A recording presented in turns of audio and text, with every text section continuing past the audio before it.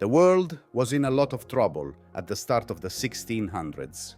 It was an uncertain time because of political disputes and constant war, and it was in this setting that Niccolo Machiavelli wrote The Prince, which challenged the accepted rules. People still think about how he handled power and leadership in a practical way, which suggested that to be successful, you often need to be cruel, even if that means doing bad things. That being said, what does this mean for the good guys? And why do those who are kind and believe in honesty and trust often run into problems, while those who are willing to influence can do well? The lessons Machiavelli gave us might hold the key. At this point in time, does being kind really make you weak? It's also possible that real morality is knowing when to be sneaky. What did Machiavelli really want to say about how ethics and power work together? He didn't say that goodness should be thrown out. He said that leaders and even regular people needed to know how people work and the rules of the game to get through life's challenges. So, it's clear that the key for the good guys is to find a balance between being moral and having a strategic view of the world. Now, let's look at 4 important lessons from Machiavelli that can change the way good guys see how good they really are. We'll look at how ethics and strategy can work together to help you get through the harsh world of power and competition by using examples from the past, philosophical thoughts, and current ideas. Prepare to rethink how being good and being smart can go together. It's important to follow the channel and like the movie. This helps get this information to more people who can also use these tactics. Don't miss the next tips. Click the subscribe button. The first lesson is to really understand how people work. Nicolaus Machiavelli challenged traditional ideas in his classic work, The Prince, by saying that knowing human nature is essential for success in a world full of competing interests. He didn't think people were good or bad by nature. Instead, he thought people were the result of the social conditions, needs, and goals of their time. This point of view, which might make you feel a little uncomfortable, is necessary for people who want to live and do well in competitive situations. This method, which seemed pessimistic, wasn't meant to be a critique of morality. It was just a look at how things really are in politics and society. Machiavelli didn't think of goodness as a fixed quality. Instead, he saw it as a tool that could be used strategically and changed depending on the situation. His belief was that people who tried to be good all the time would eventually give up and give in to those who knew how to make things go their way. People who want to be good need to find a balance between morality and practicality, even though this thought is controversial. Jean Valjean, the main character in Victor Hugo's Les Miserables, shows how this lesson can be used in real life. Valjean is a kind man, but sometimes he has to be more practical and even sneaky to protect himself and the people he cares about. In real life, his idealism isn't enough to make sure good things happen, so he has to use tactics to stay alive. New study in psychology and neuroscience, like theory of mind, backs up this idea. They show that people who are too kind to others often don't see the signs of manipulation, which can leave them open to bad situations. Jennifer Freud, a psychologist, has also looked into how dangerous it is to trust someone without knowing anything about them. Her study shows that people who trust someone completely often don't notice when they're not being honest until it's too late. This makes us think of how important it is to be smart and careful, which is something Machiavelli wrote about a lot. In Beyond Good and Evil, Friedrich Nietzsche adds to Machiavelli's ideas by saying that goodness that isn't forced is actually a sign of weakness. Nietzsche thought that kindness without strength was not a virtue, but rather apathy that could be used against someone. Because of this, real kindness needs to come with feedback and a plan. This lesson is especially useful in a business setting. If a professional is always ready to help but never gets help in return, they may become overworked and take advantage of. Machiavelli thought that the most important thing was to look for trends and pick when and where to help others, giving more weight to those who return the favor. Being generous under certain conditions is not selfish. It's a smart way to protect yourself and put your money into relationships that are worth it. Lesson 2. How you look has a lot of power. Machiavelli tells us that in the game of power, what other people think is worth more than what really happens. Men judge more by their eyes than by their hands, he says. Anyone can see, but few can touch. One basic thing about people is that they tend to believe what they see at first glance, without looking into things further. People who care about being real might not like this point of view, but we can't ignore the lesson it teaches us. Machiavelli doesn't encourage lying, but he does stress how important it is to understand how looks can be a key part of success. People make snap decisions all the time, so the first image can affect a lot of decisions. Research in the area of social psychology backs up this idea. A study in psychological science found that when people look at someone, they decide in just 100 milliseconds if they are competent. These first impressions, which are based on looks, can affect everything, from hiring to trusting a boss. Physical position also has a big effect on how people see things. Amy Cuddy, a professor at Harvard Business School, has found that postures that make the body appear bigger give the idea of more confidence and authority. These postures affect not only how we are seen, but also how we feel inside. People who are naturally kind may find that how they act can make all the difference in getting respect and not being taken lightly, not because they are lying, but because they know how powerful the image they present is. Shakespeare's play Hamlet shows how controlling how people see things can give you power. Claudius, the bad guy, makes up the image of a good king to hide his actual criminal past and keep his power. Hamlet, on the other hand, gives off an air of weakness with his hesitancy and inconsistent actions, which makes him less powerful, even though he is very smart. The strength of his image can't be turned down.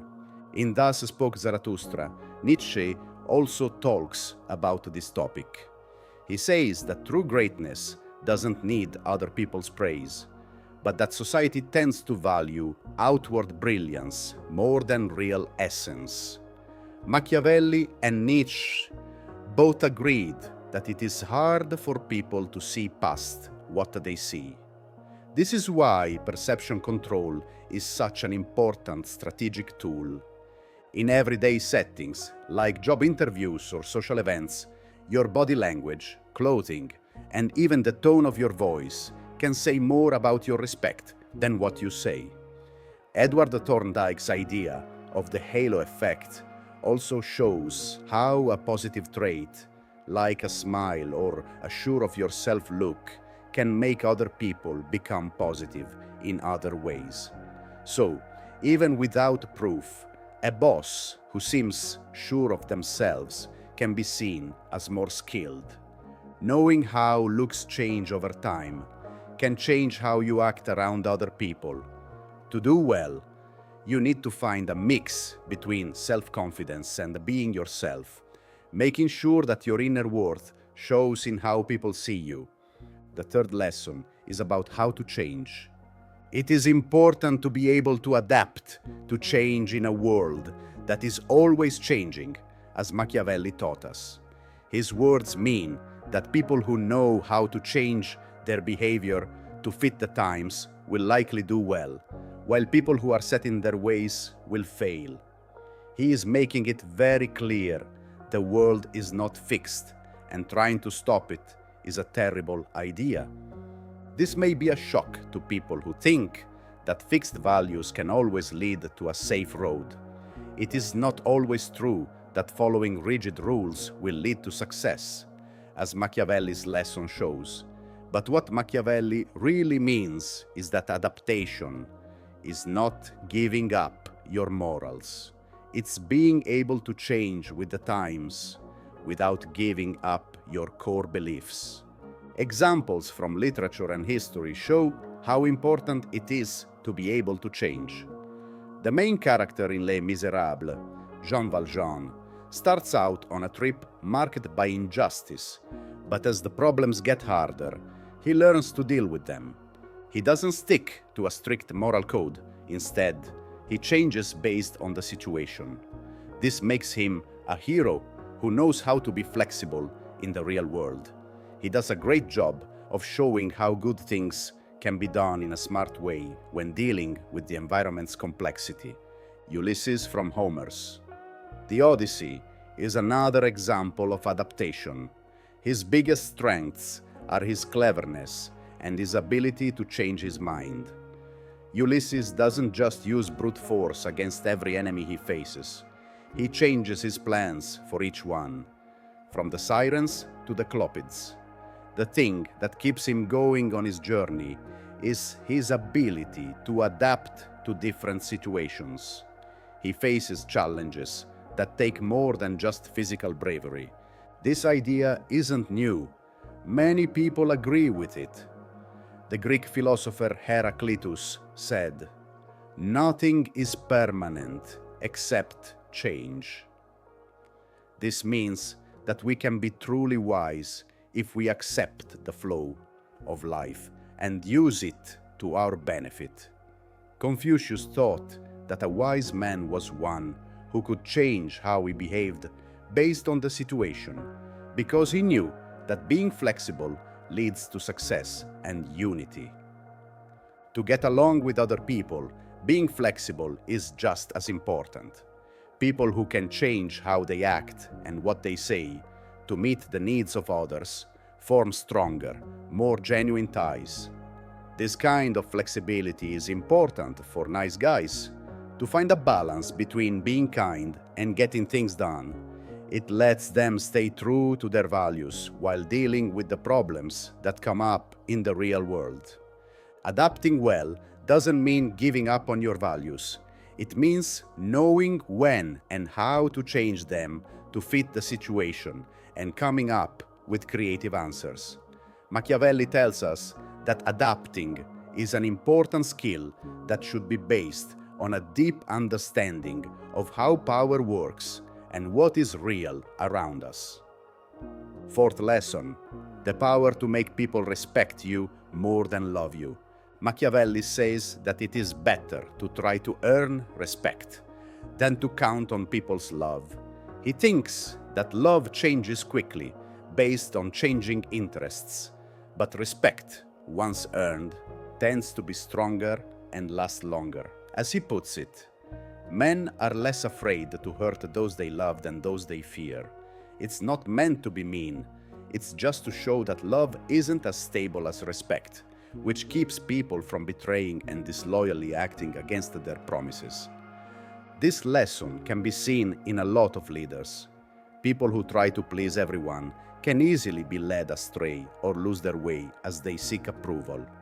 Leaders who set clear boundaries, show they are competent, and act firmly, on the other hand, may not be loved by everyone, but their teams admire and trust them. This fits with Kant's ideas, who thought that respect was the moral base for all interactions between people. Kant thought that mutual respect and honor were essential for living together peacefully.